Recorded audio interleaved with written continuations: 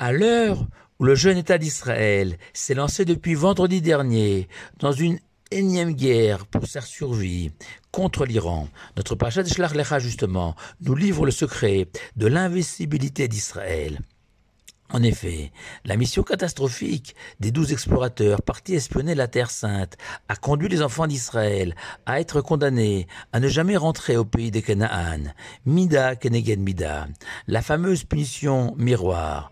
Vous les enfants d'Israël avez renié cette terre, vous l'avez calomniée, manqué de confiance en moi, dit l'Éternel. Alors mida keneged mida, vous ne verrez jamais cette terre. Ce seront vos enfants qui, eux, en prendront possession, a poursuivi l'Éternel. Par quel mérite? Un petit bout de pâte, la challah en hébreu. En effet, juste après la condamnation de cette génération, à errer 40 ans dans le désert, le sabbanier soit-il va enseigner cette obligation que chaque fois qu'on pétrit une pâte, il faut prélever un morceau de cette pâte, une petite partie, et l'offrir au Kohen, au prêtre. Mais attention, précise la Torah, cette obligation s'appliquera uniquement sur la terre d'Israël.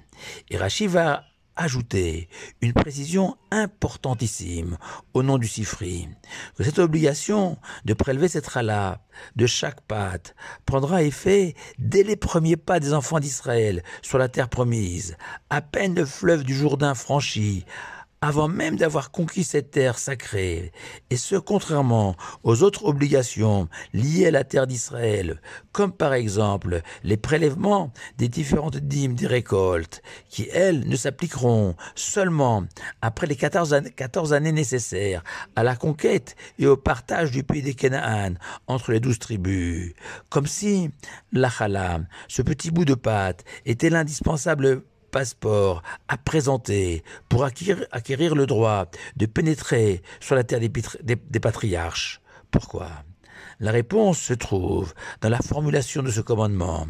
Et ce sera quand vous mangerez du pain de la terre, lechem haaretz en hébreu. Vous prélèverez un prélèvement pour Dieu.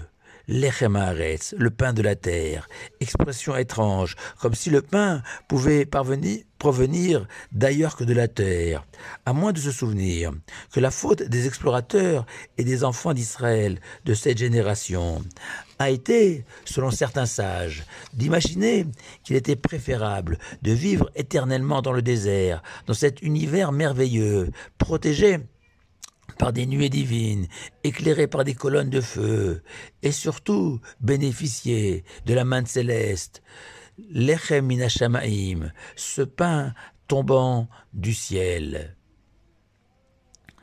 Lechem min hashamaim en hébreu, et ainsi servir Dieu dans des conditions idéales.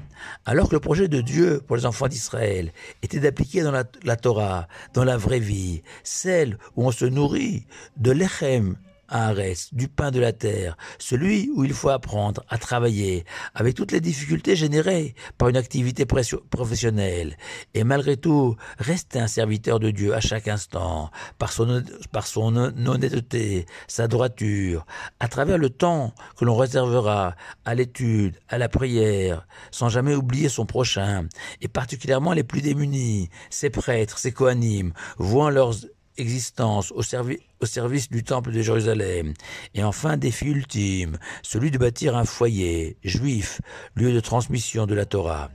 Et c'est ce passage de lechem min hashamaim au lechem min haaretz, du pain du ciel au pain de la terre, que les enfants d'Israël de cette génération et les explorateurs ont refusé, le jugeant impossible à réaliser, un challenge au-dessus des moyens d'un homme de chair et de sang, avec toutes ses faiblesses. Et le rôle de la challah vient justement rassurer les enfants d'Israël et leur garantir que le projet divin est possible, car la Torah écrit que même quand vous mangerez du pain de la terre, que vous serez jetés dans un monde où il faut travailler pour vivre, pour manger, alors, Tarimu Truma Lachem, signifiant littéralement, vous élèverez ce pain, vous le transcendrez, au bout de vos efforts, vous sanctifierez ce pain en offrant cette challah au Kohen. Prélever la chala, c'est un geste à la fois vis-à-vis de Dieu, de soi-même et vis-à-vis de son prochain. Alors, comme la presse le laisse entendre, l'État hébreu place nombre de ses espoirs de victoire dans cette fameuse bombe GBU 57, capable de détruire des installations profondément enterrées dans le sol. Notre paracha vient nous rappeler qu'avec ou sans GBU 57, nous ne pourrons pas faire l'économie de cette mitzvah de Chala, qui, elle, peut nous faire basculer dans ces temps messianiques où se défendre ne sera plus nécessaire, puisque plus personne ne convoitera la terre d'Israël. Shabbat Shalom à vous tous.